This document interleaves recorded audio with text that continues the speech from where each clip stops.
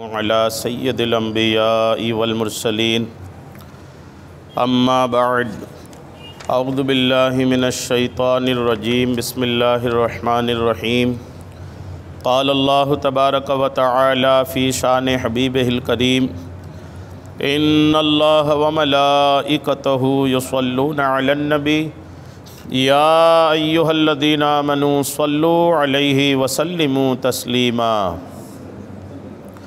صلی اللہ علی النبی الامی وآلہ صلی اللہ تعالی علیہ وسلم صلاۃ و سلام علیک یا حبیبی یا کریمی یا محسنی یا رسول اللہ صلی اللہ تعالی علیہ وسلم۔ حدثنا ابو الیمان قال اخبرنا شعیب عن الزہری قال حدثنی ابو سلمہ بن عبد الرحمن ان ابا ہریرہ قال قال رسول اللہ صلی اللہ تعالی علیہ وسلم لکل نبی دعوۃ فارید انشاء اللہ ان اختبئ دعوتی شفاعتا لامتی یوم القیامہ۔ اللہ تبارک و تعالیٰ کا لاکھ لاکھ شکر و احسان ہے کہ رب کی دی ہوئی توفیق سے ہم اور آپ قرآن پاک کے بعد سب سے معتبر کتاب بخاری شریف کے درس میں حاضر ہیں۔ اللہ کریم آقا کریم علیہ السلام کی حدیثیں سننے سے زیادہ عمل کی توفیق عطا فرمائے۔ آج کے درس میں کتاب التوحید کی جو پہلی حدیث پاک ہے، یہ حدیث نمبر 7175 ہے، اور ابو ہریرہ رضی اللہ تعالیٰ عنہ اس حدیث کے راوی ہیں۔ کہتے ہیں کہ نبی کریم علیہ السلام نے ارشاد فرمایا، نبی کریم فرماتے ہیں کہ لِكُلِّ نَبِيٍّ دَعْوَةٌ، ہر نبی کے پاس ایک دعا ہوتی ہے، فَأُرِيدُ إِنْ شَاءَ اللَّهُ أَنْ أَخْتَبِئَ دَعْوَتِي شَفَاعَةً لِأُمَّتِي يَوْمَ الْقِيَامَةِ۔ تو میں نے ارادہ کیا ہے یا میں ارادہ کرتا ہوں کہ انشاءاللہ میں اس دعا کو اٹھا کر رکھوں گا قیامت کے دن میری امت کی شفاعت کے لیے۔ آقا کریم علیہ الصلوۃ والتسلیم کو اللہ تعالیٰ نے بہت سے فضائل و کمالات جو عطا فرمایا تھا نا، انہی میں سے ایک فضل یہ بھی ہے کہ اللہ تعالیٰ نے نبی کریم علیہ الصلوۃ والتسلیم کو ایک خاص دعا، اچھا یہ صرف ہمارے آقا کریم علیہ السلام کے ساتھ ہی خاص نہیں بلکہ تمام انبیاء کرام کے ساتھ یہ بات ہے کہ اللہ تعالیٰ تمام انبیاء کرام کو ایک ایسی دعا عطا فرماتا ہے جو دعا اللہ تبارک و تعالیٰ بہرحال قبول فرماتا ہے۔ یہ اللہ تبارک و تعالیٰ تمام انبیاء کرام کو عطا فرماتا ہے، ایک ایسی دعا جو ہر حالت میں اللہ تعالیٰ قبول فرماتا ہے۔ آقا کریم علیہ السلام فرماتے ہیں کہ اس دعا کے تعلق سے کہ جو دعا ہر حال میں قبول ہوگی، میں نے اس دعا کو اپنی امت کی شفاعت کے لیے قیامت کے دن کے لیے اٹھا رکھا ہے۔ دنیا میں اس دعا کو آقا کریم علیہ السلام نے مانگا ہی نہیں۔ کیا اس بارے میں تفصیلات ہے، سنیے۔ حضرت ابو ہریرہ رضی اللہ تعالیٰ عنہ سے روایت ہے کہ حضور نبی کریم علیہ السلام نے فرمایا، ہر نبی کو ایک خاص دعائے مستجاب مطلب قبول ہونے والی دعائے مستجاب کا حق ہوتا ہے، پس ہر نبی نے اپنی دعا میں جلدی کی۔ ہر نبی وہ اپنی دعا مانگ چکے، جو دعائے مستجاب انبیاء کرام کو ملی تھی، دیگر انبیاء کرام وہ دعا مانگ چکے۔ اور نبی کریم علیہ السلام ارشاد فرماتے ہیں، جبکہ میں نے اپنی اس دعا کو قیامت کے دن اپنی امت کی شفاعت کے لیے مخصوص کر دیا ہے۔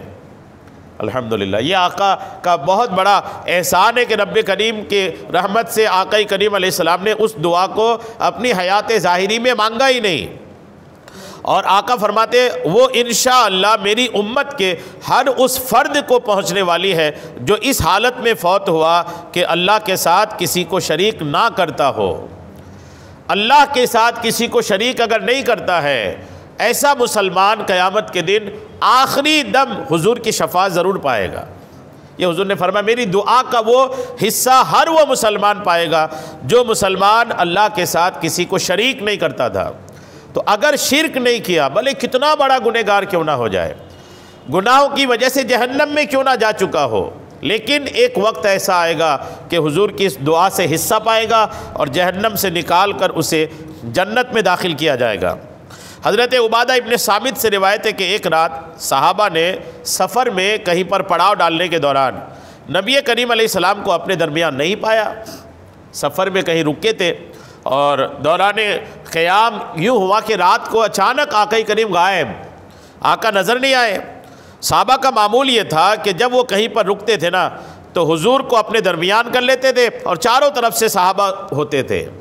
رات کو کہیں رکنا ہوتا تھا تو صحابہ کی جانیں ساری دیکھیے کہ حضور کو بیچ میں حضور کا خیمہ ہوتا تھا، حضور کے آرام کی جگہ بیچ میں ہوتی تھی، صحابہ چاروں طرف سے حضور کو گھیر لیتے تھے۔ جنگلوں میں رکنا ہوتا تھا نا کہ کوئی جانور بھی آئے تو ہم جانور کی زد میں آ جائے، جانور ہمیں نقصان پہنچ جائے لیکن رسول اللہ کو نقصان نہ پہنچائے۔ یہ انداز تھا صحابہ کی محبت کا۔ اور کہتے ہیں کہ جب حضور نہیں دکھے نا تو گھبرا گئے اور انہوں نے گمان کیا کہ اللہ تبارک و تعالیٰ نے حضور کے لیے ہمارے علاوہ کوئی اور دوسرے لوگوں کو حفاظت کے لیے چن لیا ہے۔ وہ حضور کے بارے میں اسی خیال میں تھے کہ انہوں نے اچانک دیکھا کہ آقا تشریف لا رہے ہیں۔ جب آقا کو آتے ہوئے دیکھا نا تو صحابہ نے بلند آواز سے تکبیر کہا اور عرض کیا یا رسول اللہ، ہم اس بات سے ڈر گئے تھے کہ اللہ تبارک و تعالیٰ نے آپ کے لیے ہمارے علاوہ دیگر اصحاب کو چن لیا ہے۔ نبی کریم نے فرمایا نہیں، بلکہ تم دنیا اور آخرت میں میرے صحابہ ہو۔ ہوا یہ کہ اللہ تعالیٰ نے مجھے جگا کر فرمایا، آقا فرماتے میں سو رہا تھا، اللہ نے مجھے جگا کر فرمایا اے محمد، میرے ہر بھیجے ہوئے نبی اور رسول نے مجھ سے خاص سوال کیا اور میں نے اس کا مانگا ہوا عطا کر دیا، لہٰذا اے محمد آپ بھی مجھ سے کوئی سوال کر لیں، آپ کو عطا کیا جائے گا۔ اللہ نے یہ آفر کیا، محبوب ہر نبی نے کوئی خاص سوال مجھ سے کیا اور جو کیا میں نے ان کا عطا بھی کیا، اب محبوب آپ بھی کر لو، آپ کو بھی آپ کی خاص سوال کا کوئی بھی جو کچھ مانگو گے دیا جائے گا۔ تو آقا نے جب یہ سنا نا تو آقا فرماتے میں نے رب کی بارگاہ میں عرض کیا کہ میرا سوال قیامت کے دن امت کی شفاعت کا ہے۔ الحمدللہ آقا نے کچھ نہیں مانگا دنیا کے لیے، دنیا میں مانگ کے کرتے بھی کیا، آقا نے شفاعت مانگی کہ مولا میری جو وہ اسپیشل دعا جو تو قبول کرے گا ہر حال میں نا، وہ میری امت کی شفاعت کے لیے اٹھا رکھ۔ ابو بکر صدیق نے عرض کیا رسول اللہ شفاعت کیا ہے؟ صدیق اکبر نے سنا تو فرمایا، پوچھا شفاعت کیا ہے؟ آقا نے فرمایا میں قیامت کے دن اللہ سے عرض کروں گا اے میرے رب میری شفاعت کا سوال جو میں نے تیرے یہاں جمع کر کے رکھا تھا، اللہ تبارک تعالیٰ فرمائے گا ہاں مجھے یاد ہے، بس میرا رب تبارک و تعالیٰ میری بقیہ گنہگار امت کو جہنم سے نکال کر جنت میں داخل فرما دے گا۔ الحمدللہ یہ بہت بڑا احسان ہے آقا کریم علیہ السلام کا۔ ایک روایت اس پر اور سنیں، حضرت عبد الرحمن بن ابی عقیل ثقفی فرماتے ہیں کہ میں وفد ثقیف میں نبی کریم علیہ السلام کی بارگاہ میں حاضر ہوا تو ہم مدینہ کے راستے پر چلتے رہے یہاں تک کہ آقا کے دروازے پر پہنچ گئے۔ لوگوں میں سے کوئی شخص بھی ہمیں ان سے بڑھ کر نبی کریم سے بڑھ کر ناپسندیدہ نہیں تھے، جن کے پاس ہم جا رہے تھے سب سے زیادہ ناپسندیدہ تھے۔ ہم گھر میں داخل ہو کر آپ کو سلام کیے اور حضور کی بیعت کی، اور جس وقت ہم بیعت کر کے مسلمان ہو کر واپس آ رہے تھے تو اس وقت جب ہم باہر نکلے تو لوگوں میں ان سے زیادہ محبوب ہماری نظر میں کوئی نہیں تھا۔ یعنی آنے والے جب آ رہے تھے نا تو اسلام نہیں لائے تھے تو حضور سب سے ناپسندیدہ تھے ان کو، اور جب آ گئے اسلام قبول کر لیا، اب جب جا رہے تھے تو کہنے لگے حضور ہمیں سب سے زیادہ محبوب ہے۔ اور بعد میں نے عرض کیا یا رسول اللہ آپ اپنے رب سے حضرت سلیمان جیسی بادشاہت کا سوال کیوں نہیں کرتے؟ کسی نے حضور سے عرض کیا سلیمان کی بادشاہت انسان و جنات ہوا پر بادشاہت، اللہ کی کثیر مخلوق پر سلیمان علیہ السلام کی بادشاہت تھی۔ کسی نے پوچھا آپ اللہ سے سلیمان جیسی بادشاہت کیوں نہیں مانگ لیتے؟ تو نبی کریم علیہ السلام کا جواب سنیے۔ آقا کریم علیہ السلام نے مسکرا کر ارشاد فرمایا تمہارے نبی کا مقام اللہ کے یہاں سلیمان کی بادشاہت سے بھی افضل ہے۔ تم کس بادشاہت کی بات کرتے ہو؟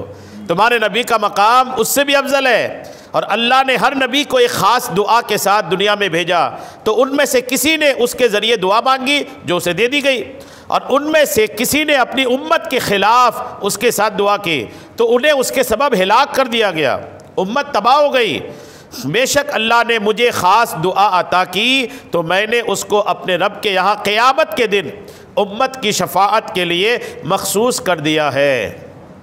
تین روایات میں نے آپ کو سنایا، اور تینوں روایات کا خلاصہ یہ ہے کہ الحمدللہ آقا کریم علیہ الصلوۃ والتسلیم نے اپنی وہ خاص دعا، جس دعا کو اللہ تعالیٰ ہر حال میں قبول فرمائے گا، اس دعا کو اللہ تعالیٰ نے قیامت کے دن کے لیے جمع کر رکھا ہے، اور وہ دعا حضور کی امت کی شفاعت کا ہے۔ یہ ہمارے لیے بہت بڑی دلاسے کی بات ہے، گنہگاروں کے لیے بہت بڑی آسرے کی بات ہے کہ اللہ تعالیٰ کے رسول علیہ السلام قیامت کے دن امت کے گنہگار لوگوں کی شفاعت کی گفتگو، شفاعت کی دعا اللہ کریم سے فرمائے گا۔ اس کے بعد جو حدیث پاک ہے، یہ حدیث حضرت ابو موسیٰ اشعری سے ہے، کہتے ہیں کان النبی علیہ السلام اذا اتاہ السائل، دیکھیے حضور علیہ السلام صحابہ کو کس طرح نیکی پر ابھارتے تھے۔ یہ حدیث سنیے، حضور اکرم کے پاس کوئی مانگنے والا اگر آتا نا، جب بھی کوئی مانگنے والا آتا، کوئی سائل آتا، کوئی منگتا آتا حضور کی بارگاہ میں، یا کوئی حاجت مند آتا، کوئی ضرورت مند آتا اور وہ اپنی حاجت کا دست دراز کرتا، مانگتا حضور کی بارگاہ میں، تو نبی کریم کیا فرماتے؟ دیکھیں آقا فرماتے اشفعوا فلتوجر، تم لوگ بھی سفارش کرو، اس کے بدلے میں تمہیں بھی ثواب ملے گا۔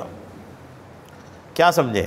آقا تشریف فرما ہوتے، صحابہ تشریف فرما ہوتے، اتنے میں کوئی مانگنے والا آتا، تو مانگنے والا آتا سیدھے حضور سے مانگتا، وہ حضور علیہ السلام ان کو دینے سے پہلے کہتے، دیگر صحابہ سے کہتے کہ ان کو دینے کے لیے تم لوگ سفارش کر دو، میں تو دوں گا ہی، لیکن تم لوگ سفارش کرو گے نا تو سفارش کرنے کی وجہ سے تمہیں بھی ثواب مل جائے گا۔ میں تو دوں گا، مجھے ثواب ملے گا ہی، تم لوگ جو بیٹھے ہو تو بیٹھے بیٹھے کیا کرو کہ کچھ ثواب کماؤ۔ ثواب کیوں کماؤ؟ کیا کرو کہ تم لوگ سفارش کر دو کہ یا رسول اللہ یہ ہے ضرورت مند، آپ اس کو دے دیں۔ تو اگر تم سفارش بیچ میں کر دیے نا تو اس صدقہ میں دینے میں ثواب کا حصے دار تم بھی ہو جاؤ گے۔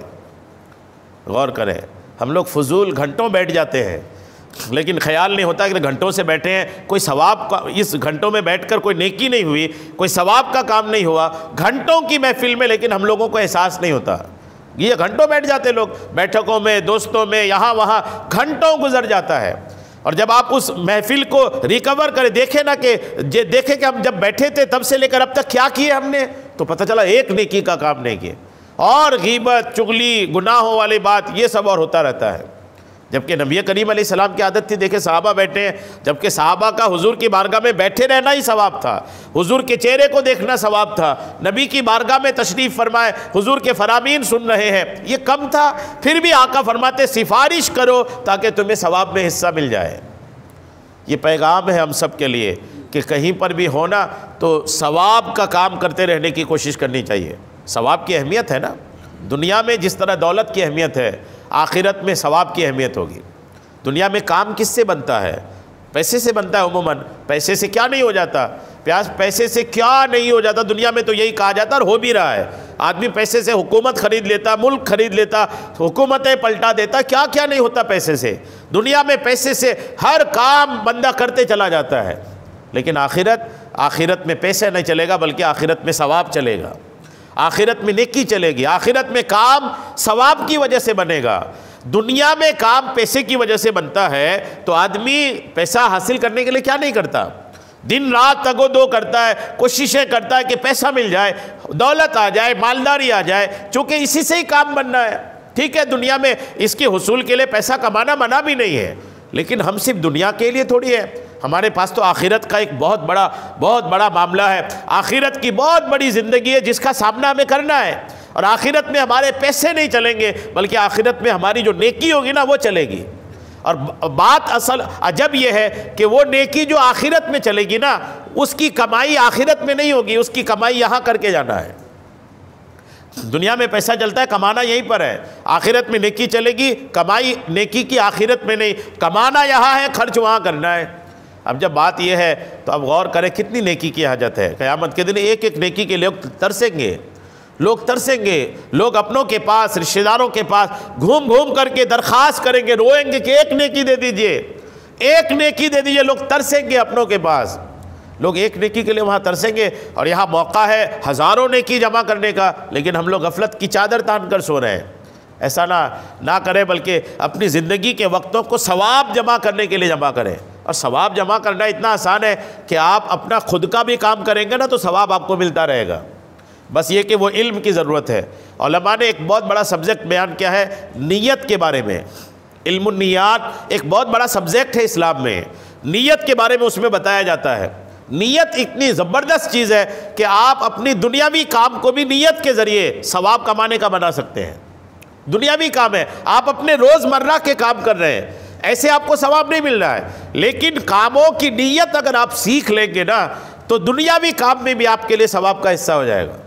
مثال کے طور پر آپ بازار جا رہے ہیں، گھر سے بازار گئے، آج سے پہلے آپ کیا کرتے تھے؟ نکلے گھر سے، جھولا ہاتھ میں لیا، تھیلا لیا، گاڑی پہ سٹارٹ کی، گئے سبزی منڈی آ گئے، گئے سبزی لیا گھر آ گئے، ایک یہ تھا۔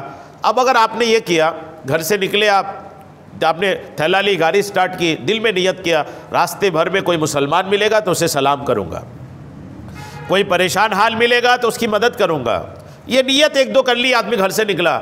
اب گھر سے جب اس نیت کے ساتھ بندہ نکلے گا نا تو نکلنا بھی ثواب، راستے بھر میں تو آپ ویسے ہی سلام کرتے، لیکن آپ نیت کر کے نکلے نا تو راستے بھر میں ثواب، واپس گھر جانے تک ثواب۔ کھانا کھا رہے ہیں آپ، آج سے پہلے بھی کھانا کھاتے تھے، کھانا کھایا، آدمی شروع کیا بسم اللہ پڑھا، کھانا کھا لیا، کھانا کھا لیے۔ اب وہی کھانے سے پہلے بندہ اگر نیت کیا مولا یہ کھانا جو کھا رہا ہوں نا، ارادہ یہ ہے کہ اس کھانے سے جو طاقت ملے گی اس طاقت سے تیری عبادت کروں گا، تو کھانے کے ایک ایک لقمے میں ثواب۔ چونکہ آپ کھانا فضول نہیں کھا رہے نا، کھانا اس لیے کھا رہے کہ عبادت میں طاقت ملے گی، بنا کھائے آدمی عبادت کرے گا کیسے؟ تو کھا کر طاقت ملے گی، اس طاقت سے مولا تیری عبادت کروں گا۔ اب آپ ہر لقمہ کھائیے، آپ کو ثواب ملے گا۔ آپ ہاسپٹل جاتے ہیں، کبھی ہاسپٹل گئے تو نیت یہ کہ ہاسپٹل جا رہے ہیں، جتنے مسلمان ملیں گے ان کی عیادت کروں گا، ضرورت مند ملی تو اس کی مدد کروں گا۔ کوئی ضروری ہے کہ آپ اس کے علاج کا پورا خرچہ اٹھا لیں؟ مدد کا مطلب کیا ہوتا ہے؟ مدد کا مطلب اس کے پاس تھوڑی بیٹھ جانا، اس سے خوش دلی کی بات کر لینا، حال چال دریافت کر لینا، قریبی ہے ہاتھ پیر دبا دینا، کچھ دم کر دینا پڑھ کے، یہ بھی ایک مدد ہے۔ مدد کا مطلب یہی تھوڑی ہے کہ بالکل اس کے خرچے کا، علاج کا سارا خرچہ اٹھا لیا جائے۔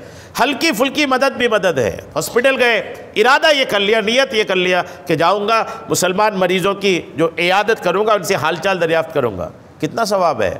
آقا فرماتے کوئی مسلمان کسی مسلمان کی عیادت مطلب کسی مریض کو دیکھنا، کسی مریض کی حال چال پوچھنے کو عیادت کہتے ہیں۔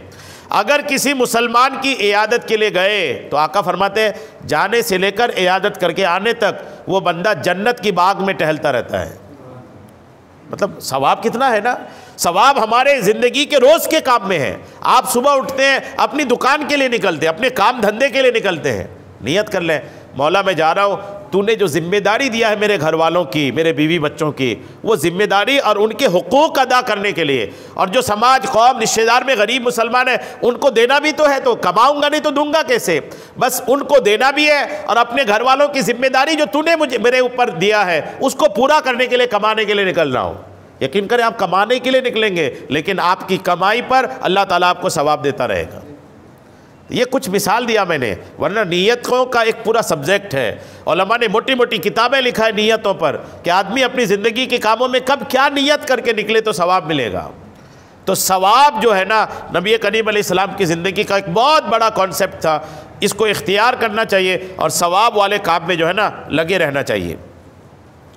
اس کے بعد جو حدیث پاک ہے، یہ حدیث آپ سنیں، اس حدیث پاک نے نبی کریم علیہ السلام دعا کرنے کا طریقہ ارشاد فرمایا کہ آپ جب رب سے دعا کرتے ہیں نا تو دعا کیسے کرنی چاہیے۔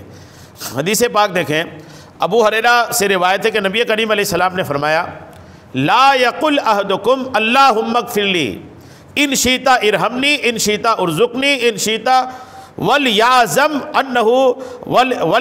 مسئلتہ انہ یفعل ما یشاء لا مکریہ۔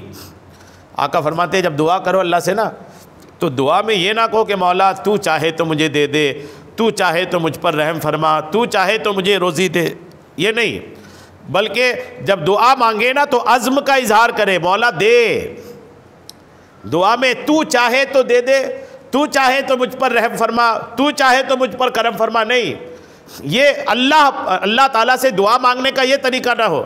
نبی کریم ارشاد فرماتے جب دعا مانگو تو عزم کے ساتھ مانگو، کلیئر بات کرو، مولا مجھے رزق چاہیے، مولا مجھے رحم چاہیے، مولا مجھے کرم چاہیے۔ یعنی رب تبارک و تعالیٰ پر چھوڑ دینے والا معاملہ نہیں ہے، رب کریم بے نیاز ہے، آپ اکیلے تھوڑی ہیں، رب کے کروڑ بندے ہیں زمین پر، زمین کے نیچے مخلوق، آپ اکیلے تھوڑی ہیں کہ آپ بالکل چھوڑ دو تو بالکل آپ ہی کی طرف توجہ رہے، نہیں، بندہ کو چاہیے کہ رب کریم کی بارگاہ میں عزم کے ساتھ مانگے، کلیئر بات کرے، مولا مجھے چاہیے۔ یوں آقا کریم علیہ السلام نے یہ طریقہ ارشاد فرمایا، دعا کرنے کا یہ طریقہ ہونا چاہیے۔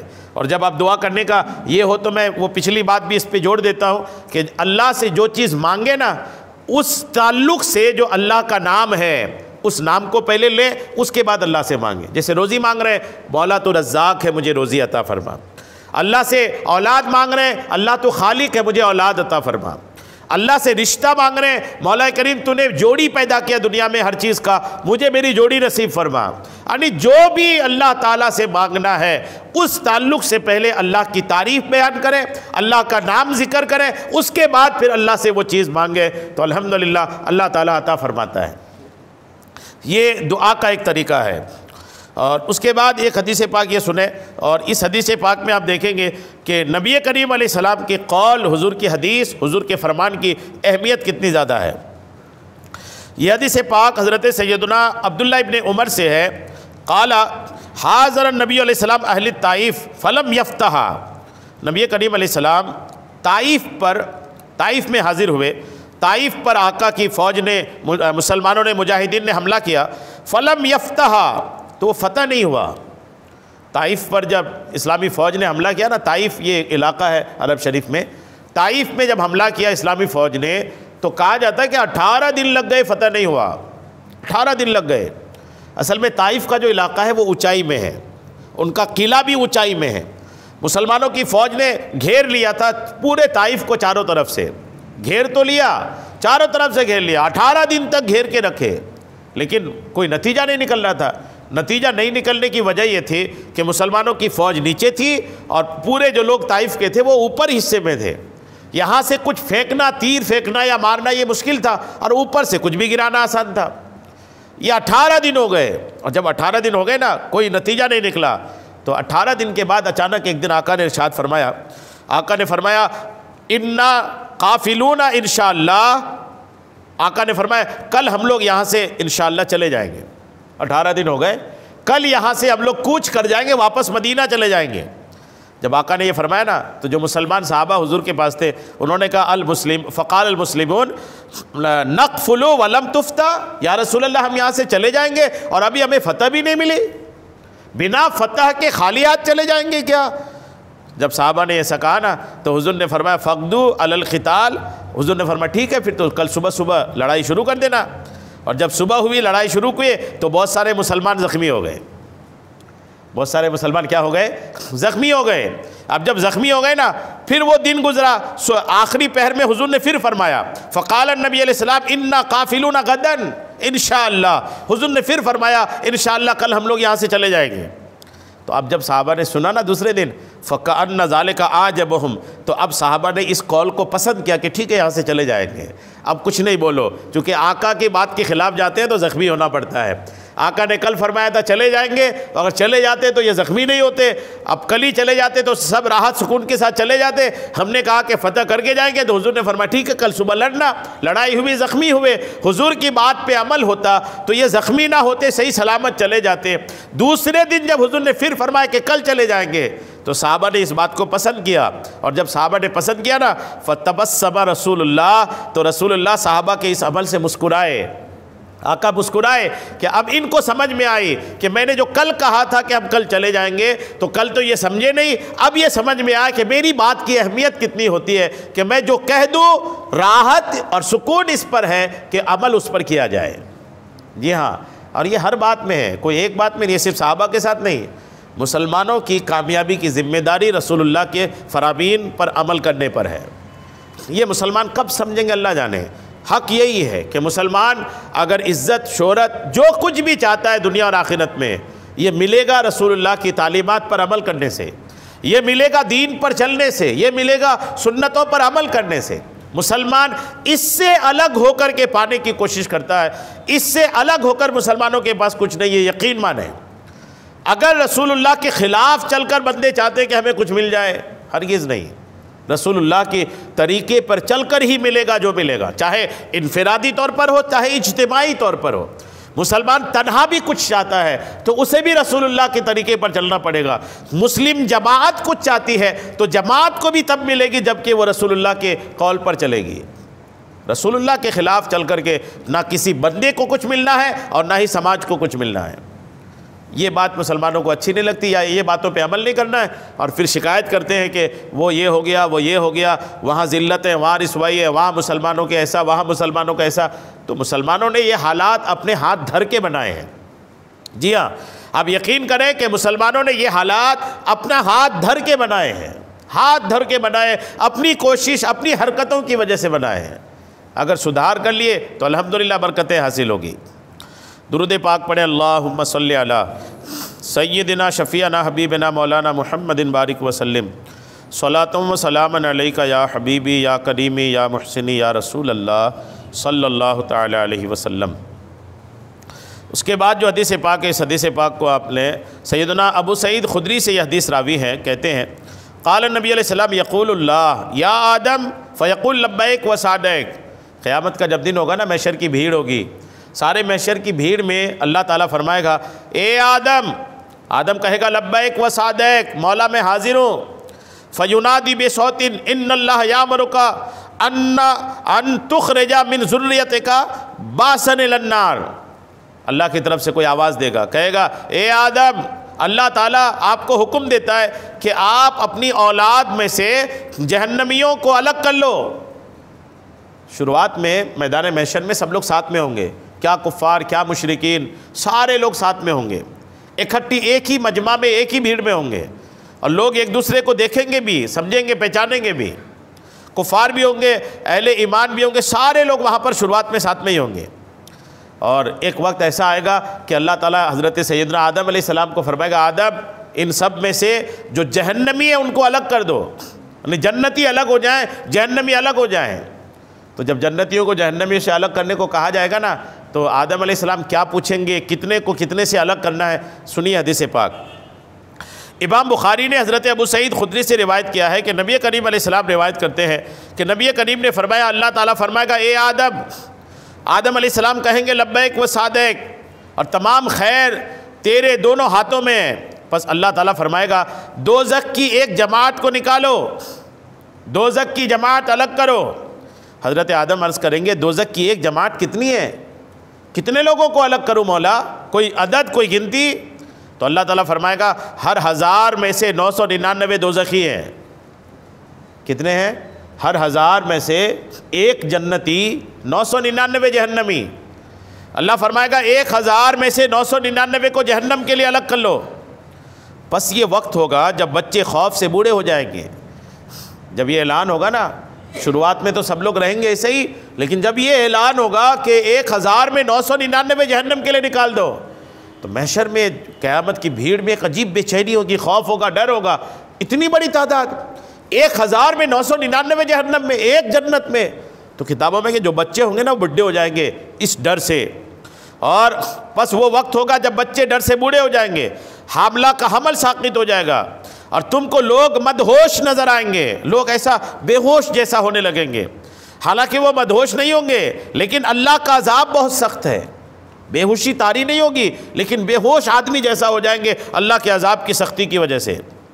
صحابہ نے عرض کیا یا رسول اللہ، اس ایک میں سے ہم کتنے ہوں گے؟ صحابہ کو بھی ڈر لگا کہ جب 1000 میں 999 جہنم میں، ایک ہی جنت میں، تو صحابہ بھی گھبرائے۔ صحابہ نے عرض کیا یا رسول اللہ، اس ایک میں ہمارا کیا حال ہوگا؟ تو نبی کریم کا جواب سنیے، فرمایا تم خوشخبری قبول کرو، بے شک تم میں سے ایک مرد ہوگا اور یاجوج ماجوج میں سے 1000 ہوں گے۔ وہ جو 999 ہوگا نا، وہ یاجوج ماجوج سے ہوگا۔ یاجوج ماجوج جو آپ کئی بار میں نے سنا ہے، یاجوج ماجوج ایک قوم ہے، وہ انسانوں کی آبادی سے زیادہ بھی آبادی ہے، لگ بھگ وہ بھی انسان ہی ہے۔ یہ جو آبادی ہم اور آپ کے بیچ میں ہے نا دنیا میں، اس آبادی سے زیادہ یاجوج ماجوج کی آبادی ہے، وہ بھی انسان ہے، حضرت آدم علیہ السلام کی ہی اولاد ہے۔ قیامت سے پہلے وہ نکلیں گے بھی، میں نے کئی بار اس کی تفصیلات بیان کی، جب نکلیں گے تو کیا تباہی ہوگی، وہ دیوار توڑتے ہیں، وہ جو واقعہ ہے۔ تو یاجوج ماجوج کو ملا کر کے جہنمی ہوگا، اور حضور نے فرمایا اپنی امت کو بشارت ہو کہ میری امت کا ایک آدمی اور بقیہ جو 999 ہے، وہ 999 یاجوج ماجوج کا ہوگا، وہ جہنم میں جائیں گے، اور میری امتی کا ایک ایک شخص جنت میں داخل ہوگا۔ الحمدللہ، بڑا کرم ہے آقا کریم علیہ السلام کا، اور بڑا فضل ہے رب کریم کا کہ رب نے اس امت میں پیدا کیا، بڑا فضل ہے۔ ورنہ لوگ پیدا ہوئے آدم علیہ السلام کی اولاد میں، لاکھوں لوگ پیدا ہوئے دنیا سے چلے گئے، لیکن اللہ کا بڑا احسان ہے، بڑا احسان ہے، سر سجدے میں رکھ دیں، نیاز شکریہ ادا کریں کہ اللہ تعالیٰ نے اس امت میں پیدا کیا، اور اس کی برکتیں انشاءاللہ دنیا میں تو ملی رہی ہے اور آخرت میں ملے گی۔ پھر آقا نے فرمایا اس ذات کی قسم جس کے قبضے قدرت میں میری جان ہے، مجھے امید ہے کہ تم اہل جنت کے چوتھائی ہوگے۔ سارے نبیوں کی امت، حضور کی امت سب ملا کر۔ حضور فرماتے ہیں مجھے امید ہے کہ میری امت 1/4 جنت، یعنی ہر 4 میں سے 1 آدمی جنتی جو ہوگا، ہر 4 جنتی میں سے 1 جو ہوگا وہ حضور کی امتی کا ہوگا۔ پہلے حضور نے یہ فرمایا، اور پھر چوتھائی ہو گئے تو ہم نے آواز سے کہا اللہ اکبر، صحابہ نے اللہ اکبر کہا۔ پھر آقا نے فرمایا مجھے امید ہے کہ تم اہل جنت کا 1/3 ہو گئے۔ آقا کے فضل و کرم کا جو دریا ہے وہ جوش پر ہے، فرمایا ہر 3 میں سے 1 جنتی میری امت کا ہوگا۔ پس ہم نے پھر بلند آواز سے کہا اللہ اکبر۔ پھر آقا نے فرمایا مجھے امید ہے کہ تم اہل جنت کا آدھا ہوگے، یعنی ہر 2 میں سے 1 جنتی حضور کی امت کا ہوگا۔ تو آقا نے جب یہ کہا تو صحابہ نے پھر بلند آواز سے کہا اللہ اکبر۔ پس آپ نے فرمایا تم لوگوں میں ایسے ہوگے جیسے سفید بیل کی کھال میں ایک کالا بال ہوتا ہے، کالے بیل کی کھال میں ایک سفید بال ہوتا ہے، ایسے قیامت کے دن تمہارا حال ہوگا۔ الحمدللہ، یعنی صرف تم دکھو گے۔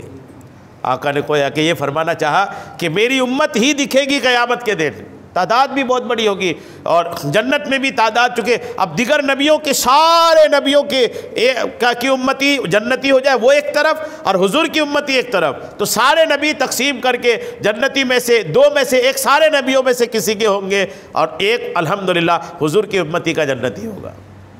الحمدللہ، بڑا فضل ہے، بڑا احسان ہے اللہ تبارک و تعالیٰ نے اس امت میں پیدا فرمایا۔ درود پاک پڑھی اللہم صلی علی سیدنا شفیعنا حبیبنا مولانا محمد بارک وسلم، صلاۃ و سلام علیک یا حبیبی یا کریمی یا محسنی یا رسول اللہ صلی اللہ تعالی علیہ وسلم۔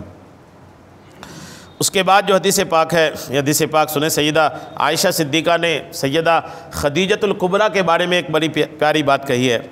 سیدہ عائشہ سے روایتیں کہتی ہیں ما غرت علی امرأۃ ما غرت علی خدیجہ۔ سیدہ عائشہ کہتی ہیں میں حضور کے ازواج میں سے صرف حضرت خدیجہ پر رشک کرتی ہوں، غیرت کھاتی ہوں، رشک کرتی ہوں۔ سیدہ عائشہ جو ہے نا حضرت خدیجہ پر رشک کھاتی تھی، بہت رشک کھاتی تھی، اس کی وجہ بھی تھی۔ سیدہ خدیجہ رضی اللہ تعالیٰ عنہ کا وصال چونکہ بہت پہلے ہو گیا تھا، ہجرت سے پہلے ہی، آقا مدینہ ہجرت کر کے گئے اس سے پہلے ہی انتقال ہو گئے تھے، اور اس کے بعد پھر کافی بعد سیدہ عائشہ حضور کے نکاح میں آئی، تو آئی بعد میں تھی، لیکن آقا کریم علیہ السلام اپنی دیگر ازواج مطہرات کی موجودگی میں سیدہ خدیجۃ الکبریٰ کا ذکر کرتے رہتے تھے۔ جی ہاں، اگر گھر میں سالن بھی بنتا تھا اچھا نا، تو محلے میں کوئی خدیجہ نام کی عورت ہوتی، خاتون ہوتی، تو آقا سالن ان کے یہاں بھجوایا کرتے تھے۔ اگر خدیجہ نام کی کوئی خاتون آتی تو آقا ان کے تحفے دیتے تھے، یہاں تک کہ حضرت خدیجہ کی ایک بہن تھی، وہ جب حضور کے پاس آتی تھی کبھی نا، تو حضرت خدیجہ کی سگی بہن تھی، اب بہن آواز سیم، چہرہ سیم، تو سیدہ خدیجہ کی بہن جب حضور کے پاس آتی تھی نا، تو آقا ان کو دیکھ کر کے کئی بار آقا کو رونا بھی آتا تھا، اشک بار ہو جاتے تھے، اتنی محبت آقا کریم علیہ السلام خدیجۃ الکبریٰ سے کرتے تھے۔ تو سیدہ خدیجۃ الکبریٰ کی ساتھ یہ محبت کا اظہار تھا نا، اس کی وجہ سے بھی سیدہ عائشہ جو نا وہ رشک کرتی تھی سیدہ خدیجۃ الکبریٰ پر، اور ایک رشک کی وجہ سیدہ عائشہ نے خود بتایا کہ میں رشک کیوں کرتی سیدہ خدیجۃ الکبریٰ پر۔ اس کے رشک کی وجہ سیدہ خدیجۃ الکبریٰ یہ کہتی ہیں کہ آقا کریم علیہ الصلوۃ والتسلیم نے فرمایا کہ وَلَقَدْ أَمَرَهُ رَبُّهُ أَن يُبَشِّرَهَا بِبَيْتٍ مِّنَ الْجَنَّةِ۔ رشک کرنے کی وجہ ایک یہ ہے کہ اللہ تعالیٰ نے سیدہ خدیجۃ الکبریٰ کو ایک جنتی گھر کی بشارت عطا فرمایا ہے۔ کس کی بشارت؟ جنتی گھر کی۔ جی ہاں، سیدہ خدیجۃ الکبریٰ کو اللہ تبارک تعالیٰ نے، دیگر ازواج بھی جنتی ہے لیکن اسپیشلی ایک بشارت، ایک خوشخبری اللہ تعالیٰ نے جو دیا ازواج مطہرات میں سے، وہ حضرت خدیجۃ الکبریٰ کو دیا۔ کیسی بشارت دی سنیے۔ حضور اکرم علیہ الصلوۃ والتسلیم پر پختہ ایمان و ایقان اور حضور اکرم کی تعظیم و توقیر وغیرہ خدمات کے بدلے میں اللہ تعالیٰ نے سیدہ خدیجۃ الکبریٰ کو جنت میں پرسکون محل عطا کیے جانے کی خوشخبری سنائی۔ جیسا کہ بخاری کی حدیث ہی ہے، ابو ہریرہ سے روایت ہے کہ ایک دفعہ سیدنا جبریل امین علیہ السلام نے آقا کی خدمت اقدس میں حاضر ہو کر عرض کی یا رسول اللہ یہ خدیجہ آ رہی ہے۔ آقا کریم علیہ الصلوۃ والتسلیم ہے اور آقا کریم علیہ السلام تشریف فرمائے، سیدہ خدیجۃ الکبریٰ آ رہی تھی، تو سیدنا جبریل علیہ السلام حضور کے پاس آئے اور آ کر عرض کیا یا رسول اللہ خدیجہ آ رہی ہے اور ان کے پاس ایک برتن بھی ہے جس میں کھانا ہے۔ ابھی آئی نہیں. سیدنا جبریل علیہ السلام نے آ کر حضور علیہ السلام کو خدیجہ کے آنے کی خبر بھی ارشاد فرمایا اور ساتھ میں کھانا لے کر آ رہی یہ بھی ارشاد فرمایا, اور فرمایا ان کے ہاتھ میں کھانا ہے, اور جب وہ آپ کے پاس پہنچ جائیں تو انہیں ان کے رب کا اور میرا سلام کہیے گا. الحمدللہ سیدہ خدیجۃ الکبریٰ کو اللہ تعالیٰ نے سلام بھیجا اور جبریل نے بھی سلام بھیجا. کس شان کے مالکہ ہیں سیدہ خدیجۃ الکبریٰ, غور کریں. اللہ نے سلام بھیجا, اللہ تعالیٰ نے خدیجۃ الکبریٰ کو سلام بھیجا. صرف اللہ ہی نہیں, جبریل نے عرض کیا یا رسول اللہ میں بھی خدیجۃ الکبریٰ کو سلام پیش کرتا ہوں. کئی بار سیدنا جبریل علیہ السلام آتے تھے نا, تو سیدہ خدیجۃ الکبریٰ کی وہ شان ہے کہ سیدہ خدیجۃ الکبریٰ دیکھ لیتی تھی کہ یہ جبریل ہیں. جی ہاں, سیدہ خدیجۃ الکبریٰ نے جبریل کا دیدار کیا ہے. جب وہ آتے تھے نا, بیٹھتے تھے, تو وہ چونکہ جبریل اپنی شکل میں نہیں آتے تھے, صحابی حضرت دہیہ کلبی رضی اللہ تعالیٰ عنہ کی شکل میں آتے تھے, تو آقا کئی بار کلیئر کر دیتے تھے کہ خدیجہ یہ کون ہے, تو کہتی تھی کہ میں تو, میری نظر میں تو دہیہ کلبی ہے. بولے دہیہ کلبی کی شکل ہے اور حقیقت یہ ہے کہ سیدنا جبریل علیہ السلام ہے. یہ سعادت بھی الحمدللہ سیدنا خدیجۃ الکبریٰ کو حاصل ہوئی. اور حضرت جبریل نے کہا یا رسول اللہ انہیں اللہ کا اور میرا سلام کہیے, اور ان کو جنت میں ایک خولدار اندر سے خالی موتی سے بنے ہوئے گھر کی بشارت دیجئے, جس گھر میں نہ کوئی شور ہے اور نہ کوئی تکلیف ہے. یہ گھر, اس گھر کی وجہ سے سیدہ عائشہ رشک کرتی تھی کہ اللہ تعالیٰ نے دنیا میں ہی موتیوں کا ایک گھر جنت میں یہ سیدہ خدیجۃ الکبریٰ کے لیے اللہ نے تیار کر رکھا ہے.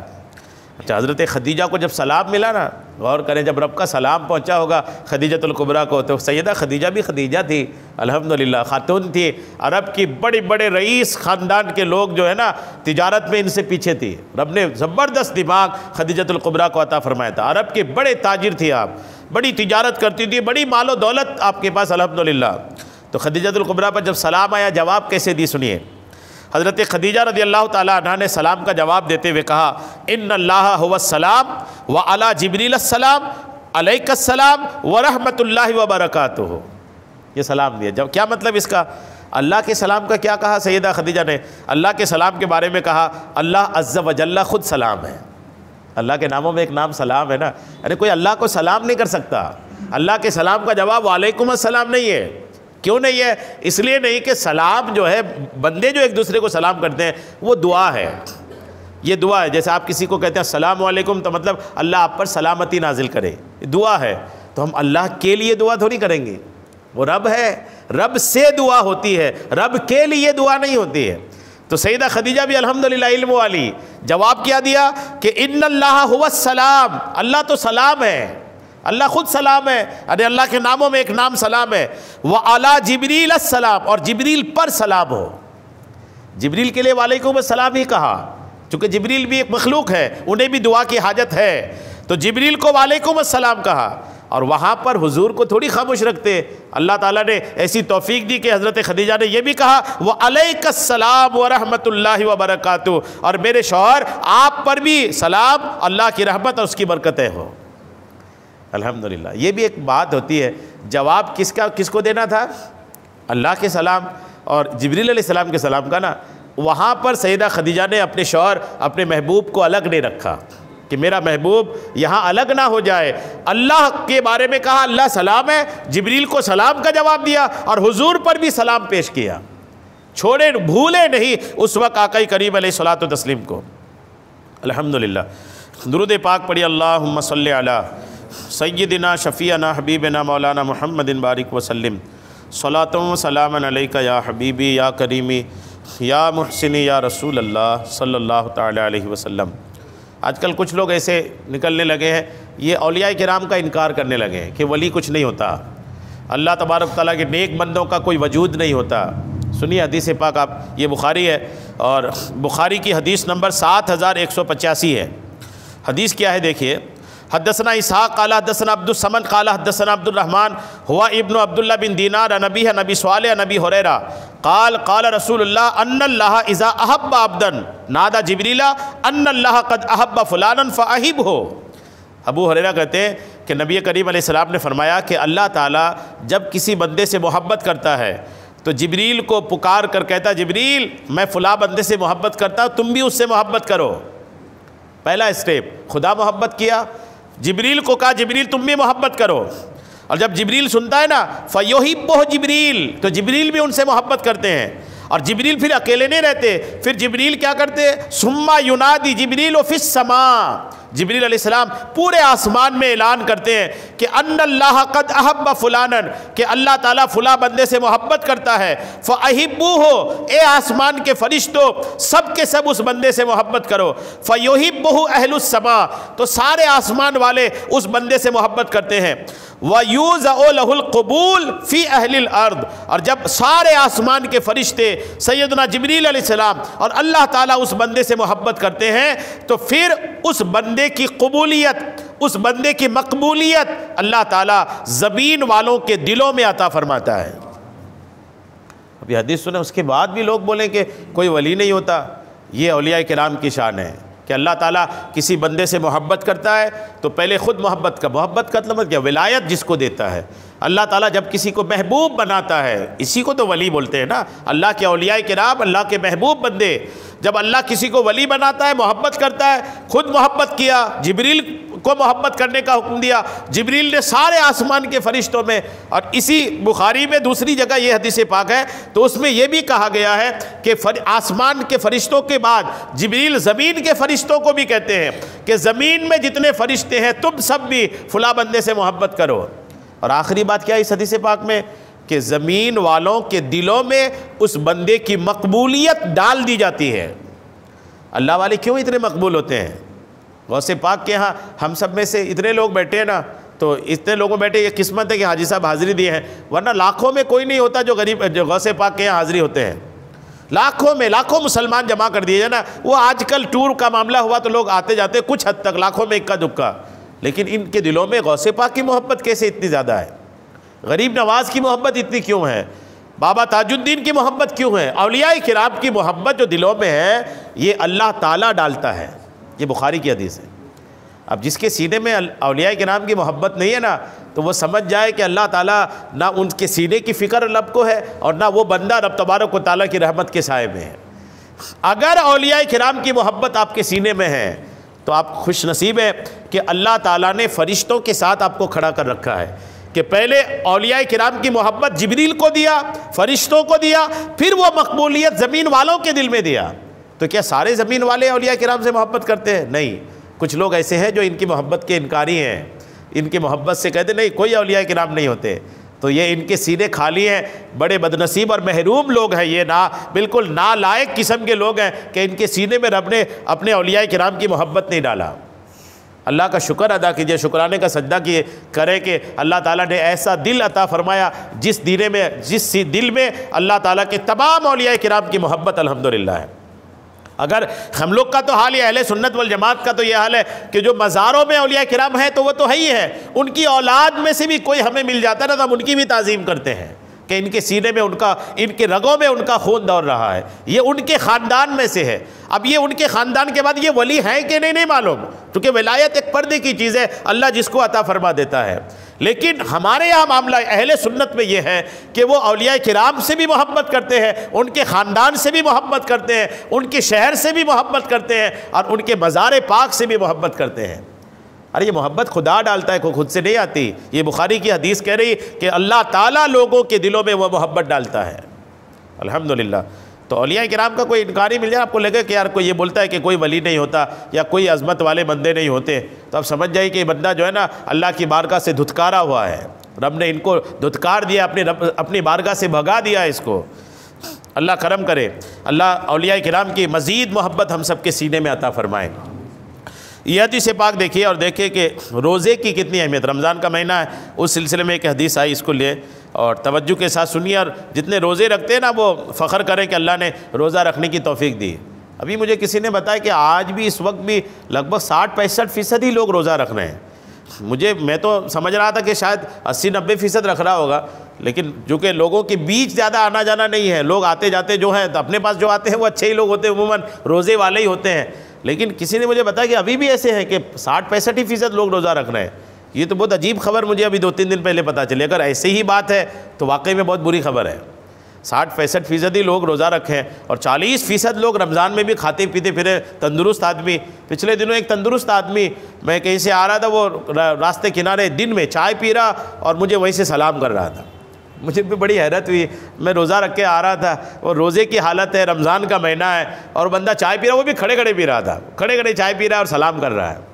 مطلب پھر وہ خبر شاید سچی بھی ہے کہ واقعی میں شاید یہ ہے کہ 40-45% لوگ ابھی بھی روزہ نہیں رکھ رہے ہیں۔ تب عذاب نہیں آئے گا تو کیا آئے گا؟ عذاب نہیں آئے گا تو کیا آئے گا؟ لوگ کہتے ہیں کہ تکلیف ہوتی ہے، بھوک لگ جاتی ہے۔ اب دن بھر نہیں کھائے گا تو بھوک نہیں لگے گی تو کیا فرشتے پیٹ بھرنے آئیں گے؟ روزے کا مطلب ہی بھوک رہے، بھوکے رہنے کا مطلب ہی تو روزہ ہے نا۔ روزہ کا مطلب ہی ہوتا ہے کھانے پینے سے رکے رہنا، اور جب کھائے گا پیے گا نہیں تو بھوک نہیں لگے گی تو کیا پیٹ بھرے گا؟ ہوا تھوڑی بھرے گی پیٹ میں آ کر کے، تو بھوک تو لگے گی، تکلیف تو ہوگی۔ سال بھر دن بھر میں کھایا، اچانک ایک مہینہ کھانا ہی نہیں دن بھر، تو تکلیف تو ہونا ہی ہے، اور اسی تکلیف کا نام روزہ ہے، اور اسی تکلیف پر اللہ تعالیٰ ثواب دے گا۔ ثواب تو تبھی ہے تب تکلیف ہے، تکلیف ہی نہیں تو ثواب کیوں دیا جاتا بھائی؟ تکلیف کی وجہ سے ہی ثواب ہے۔ یہ نقطہ لوگوں کو سمجھ میں آ جائے کہ روزے کا ثواب تکلیف کی وجہ سے ہی ہے، تکلیف تو ہونا ہی ہے۔ حدیث پاک آپ دیکھیں آقا کیا فرماتے ہیں اس سلسلے میں۔ آقا کریم علیہ السلام، ابو ہریرہ سے روایت ہے کہ آقا فرماتے ہیں، یقول اللہ فرماتا ہے الصوم لی وانا اجزی بہ، روزہ میرے لیے ہے اور وانا اجزی بہ کا ترجمہ علماء دو طرح سے لگاتے ہیں۔ ایک ترجمہ اردو میں یہ کرتے ہیں کہ روزہ میرے لیے ہے، میں ہی اس کا بدلہ دوں گا، اور دوسرا ترجمہ یہ کہتے ہیں کہ روزہ میرے لیے ہے اور میں ہی اس کا بدلہ ہوں۔ دونوں ترجمہ کرتے ہیں، دونوں الحمدللہ مبارک ہے۔ میں ہی بدلہ دوں گا تو اللہ تو تمام چیزوں کا بدلہ دیتا ہے، ثواب دیتا ہے، لیکن میں ہی بدلہ ہوں، یعنی روزے دار کو ثواب تو ملتا ہی، خدا بھی مل جاتا ہے، خدا مل جاتا ہے۔ غور کریں، اللہ قریب ملتا ہے۔ ایک فضیلت تو یہ ہوئی، کیوں ایسا کیوں ہے، خدا کیوں مل جاتا ہے؟ اس لیے کہ یدع شہوتہ، بندہ اپنی شہوت چھوڑ دیتا ہے، بیوی سے دور ہو جاتا ہے، وَأَقْلُهُ، کھانا چھوڑتا ہے، وَشُرْبَهُ، پینا چھوڑتا ہے، من اجلی، میرے لیے۔ الحمدللہ اللہ تعالیٰ اپنی طرف سے فرما رہا ہے کہ میرا روزہ دار بندہ ہے جو نا میرے لیے کھانا پینا چھوڑ رہا ہے۔ روزہ دار بھی اللہ کرے ایسا ہی ہو۔ روزہ جو ہے نا، اچھا اس اللہ تعالیٰ نے کسی نمازی، کسی حج کرنے والا، کسی زکوٰۃ دینے والا، دیگر کسی نیکی کے بارے میں رب نے اپنی طرف سے نہیں کہا کہ وہ بندہ میرے لیے کر رہا ہے، نہیں کہا۔ کوئی عبادت ایسی نہیں کہ اللہ فرمایا ہو کہ بندہ میرے لیے نماز پڑھ رہا ہے، بندہ میرے لیے حج کر رہا ہے، میرے لیے زکوٰۃ دے رہا ہے۔ اللہ نے کسی عمل کے بارے میں نہیں فرمایا، ایڈوانس اپنی طرف سے، سوائے روزہ کے۔ روزہ کے بارے میں رب نے پہلے ہی کلیئر کر دیا کہ بندہ روزہ میرے لیے رکھ رہا ہے۔ الحمدللہ، یعنی پہلے سے قبول ہے۔ یہ روزہ کا جو عمل ہے نا، یہ پہلے سے قبول ہے، اس کی قبولیت کا مسئلہ ہی نہیں ہے۔ الحمدللہ کوئی مسئلہ نہیں ہے، اللہ نے پہلے کر دیا ڈکلیئر کہ روزہ دار جو ہے وہ میرے لیے رکھتا ہے۔ واقعی میں روزہ دار اللہ ہی کے لیے روزہ رکھتا ہے جو روزہ رکھ رہا ہے۔ روزہ اس لیے اللہ کے لیے رکھتا ہے کہ روزہ جو ہے نا یہ دکھنے والی چیز نہیں ہے، باطن میں ہے۔ روزے دار کے چہرے پہ تھوڑی لکھا رہتا ہے کہ میں روزے دار ہوں، نہیں لکھا رہتا۔ روزے دار روزہ ایک باطنی عبادت ہے، صرف خدا کو خبر ہوتی ہے کہ میرا بندہ روزہ رکھا ہوا ہے۔ اس لیے اللہ تعالیٰ نے پہلے سے کلیئر کر دیا کہ روزہ جو ہے وہ میرے لیے ہے۔ اور آقا فرماتے ہیں کہ روزہ، ایک تو روزہ میرے لیے اللہ نے ایک یہ فرمایا، اور فرمایا وَالصَّوْمُ جُنَّةٌ، روزہ ڈھال ہے۔ روزہ کیا ہے؟ ڈھال بھی ہے۔ ڈھال کا کیا مطلب ہوتا ہے وہ سنیں گے، ابھی آگے پوری حدیث سن لیتے ہیں۔ وَلِلصَّائِمِ فَرْحَتَانِ، روزے دار کے لیے دو خوشی ہے۔ کتنی خوشی ہے؟ روزے دار کے لیے دو خوشی ہے۔ پہلی خوشی کیا ہے؟ آقا فرماتے ہیں فَرْحَةٌ حِینَ یُفْطِرُ، پہلی خوشی اس وقت ہے جب روزے دار افطار کرتا ہے۔ روزے دار جب افطار کرتا ہے نا، اللہ تعالیٰ اس وقت الحمدللہ بڑی رحمت کی نظر روزے دار کی طرف فرماتا ہے، بڑی رحمت کی نظر۔ یہاں تک کہ آفر ہے کہ روزے دار جب افطار کرتا ہے، افطار کے وقت اللہ تعالیٰ ہر طرح کی دعا قبول فرماتا ہے۔ روزے دار کی افطار کے وقت خوشی ہے، اور دوسری خوشی تب ہے حین یلقی ربہ، جب وہ روزے دار قیامت کے دن اپنے رب سے ملاقات کرے گا۔ دوسری خوشی وہ ہے، روزے دار جب رب سے ملے گا نا تو رب اسپیشل عطا فرمائے گا۔ اور اس کے بعد اس حدیث پاک کا یہ حصہ بھی ہے کہ آقا فرماتے ہیں وَفَمُ الصَّائِمِ أَطْيَبُ عِندَ اللَّهِ مِنْ رِيحِ الْمُسْك، کہ روزے دار کی منہ کی خوشبو اللہ کے نزدیک مشک بھی سے زیادہ خوشبودار ہے۔ روزہ دار جب روزے سے رہتا ہے تو بھوک کی وجہ سے ایک بو منہ سے آتی، بھوک کی وجہ سے وہ جو بو ہے نا اللہ تبارک و تعالیٰ کے نزدیک مشک سے بھی زیادہ خوشبودار ہے۔ کیا شان ہے روزہ دار کی۔ اگر اللہ نے توفیق دیا آپ روزہ رکھتے ہیں نا تو اپنی قسمت پہ ناز کیجئے، اور زندگی میں جب بھی رمضان ملے تو کبھی بھی یہ سستی نہ کریں کہ رمضان آیا بھی ہے اور ہم روزہ نہیں رکھ رہے ہیں، کبھی بھی یہ نہ کریں۔ روزہ کی خصوصیت سنیے، اس حدیث پاک جو حدیث میں نے ابھی سنایا آپ کو، اس حدیث پاک میں یہ فرمایا اللہ نے کہ روزہ خاص میرے لیے ہے۔ روزہ کی خصوصیت اس وجہ سے ہے کہ مشرکوں نے اللہ تعالیٰ کو چھوڑ کر دوسرے معبودوں کی جو عبادت کی، تو کسی نے اللہ کے غیر کے لیے روزہ نہیں رکھا۔ جی ہاں، روزہ ایک ایسی عبادت ہے کہ غیر اللہ کے لیے نہیں رکھا گیا۔ آج کل کچھ اپواس سننے میں آتا ہے، لیکن وہ بھی روزے جیسا نہیں، کئی چیزیں کھا لیتے ہیں لوگ، دودھ پی لیں گے تو فروٹ کھا لیں گے تو پانی پی لیں گے، تو یہ روزہ تھوڑی ہوا۔ روزہ جو ایک مسلمان رکھتا ہے، اس طرح کا روزہ جو ہے یہ اللہ کے علاوہ کسی کے لیے نہیں رکھا گیا۔ جہاں تک سجدے کی بات ہے تو سجدہ لوگ غیروں کو بھی کرتے ہیں، اللہ کے علاوہ غیروں پر بھی سجدہ کرتے ہیں لوگ۔ عبادت جیسے دیگر کوئی عبادتیں آپ دیکھیں، روزہ کو چھوڑ کر دیگر عبادتیں دیکھیں، وہ ساری عبادت دوسرے لوگ دوسروں کے لیے بھی لنگریں بھی ہو رہی ہے، اور لوگ پیسے بھی خرچ کرتے ہیں، غریبوں کی مدد بھی کرتے ہیں، سب کچھ کرتے ہیں، لیکن ایک روزہ جو ہے نا، یہ روزہ الحمدللہ صرف خدا کے لیے ہوتا ہے، اور مسلمان ہی کرتے ہیں، اللہ کے علاوہ کسی اور معبود کے لیے روزہ نہیں رکھا گیا۔ دیگر چیزیں تو ہوئی، روزہ نہیں ہوا، ایک خاص بات۔ اسی لیے اللہ تعالیٰ فرماتا ہے کہ روزے کا بدلہ میں خود ہوں، اور روزہ کی جزا دینے کی اللہ تعالیٰ کی طرف نسبت دیکھیے۔ اس حدیث میں اللہ نے فرمایا خود روزہ کی جزا دوں گا، اور یہ معلوم ہے کہ کریم جب خود عطا کرے تو وہ بہت عظیم چیز عطا کرتا ہے، اور اس میں اشارہ ہے کہ روزہ کی جزا اللہ تبارک و تعالیٰ دگنی چگنی دے گا، بغیر اس کے کہ اس کا شمار اور حساب کیا جا سکے۔ روزہ ڈھال ہے، سنانا اپنے ڈھال کا مطلب کیا ہے؟ روزہ دوزخ کی آگ سے ڈھال ہے۔ ڈھال سمجھتے ہیں نا، لڑائی میں جو ایک ہاتھ میں تلوار دوسرے ہاتھ میں گول ایک چیز ہوتی ہے نا سامنے والے کا حملہ روکنے کے لیے، اس کو ڈھال بولتے ہیں۔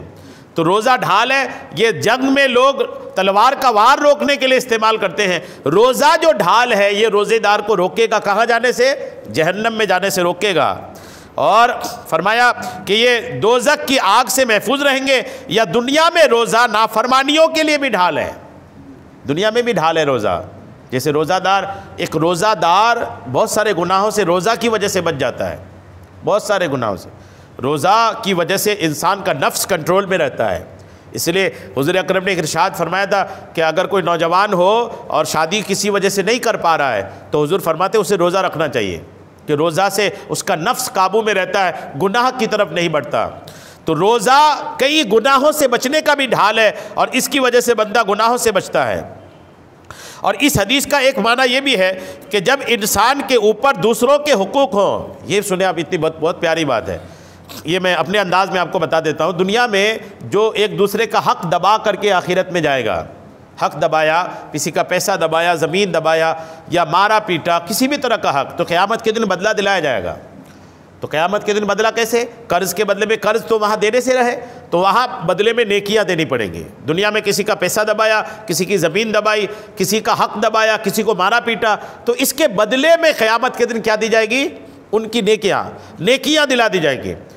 جب نیکیاں دیں گے نا تو اللہ تعالیٰ نیکیاں جب دے گا کسی بندے کا، کسی کو ساری نیکی دے دے گا، لیکن روزہ کی نیکی نہیں دے گا۔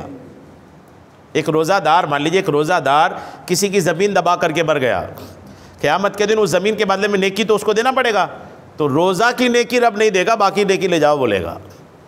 اب جب روزہ کی نیکی بچ جائے گی تو اللہ کرم فرمائے گا، وہ روزہ کی نیکی اس کو جنت میں داخل کر دے گا۔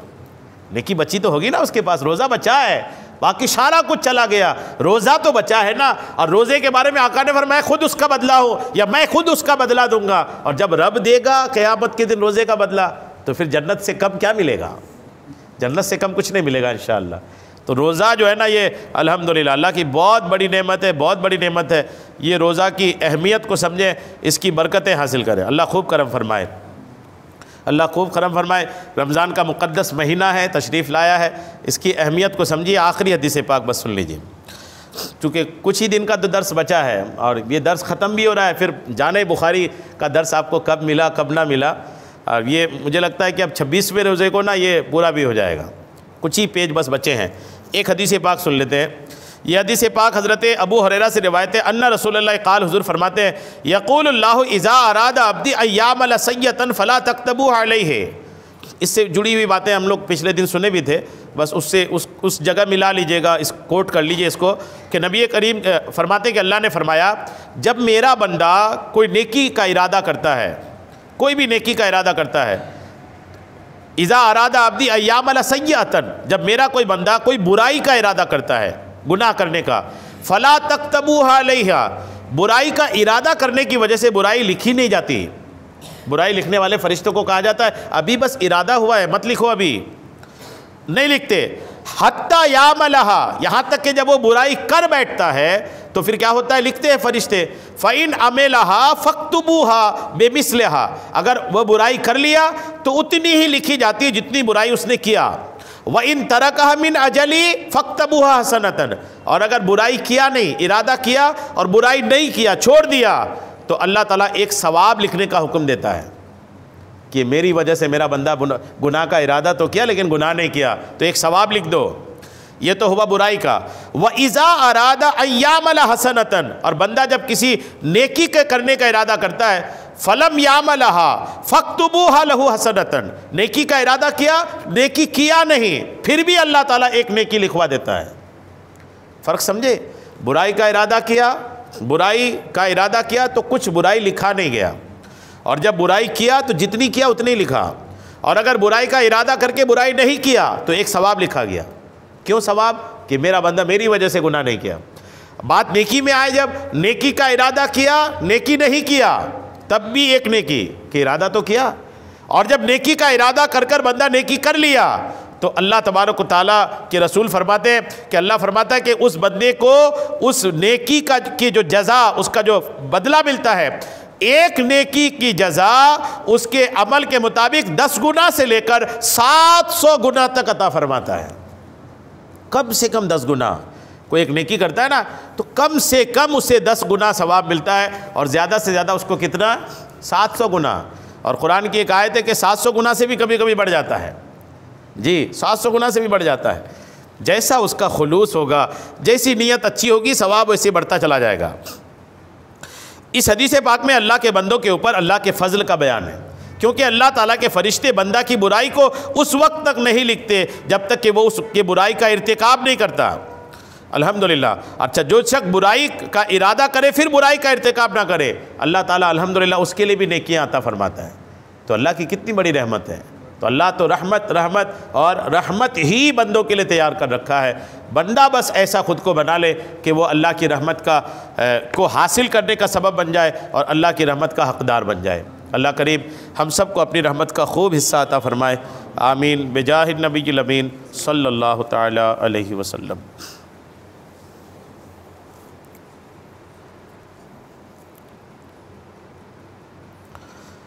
قال اللہ تبارک و تعالی فی شان حبیبہ الکریم، ان اللہ وملائکتہ یصلون علی النبی یا ایہا الذین آمنوا صلوا علیہ وسلموا تسلیما۔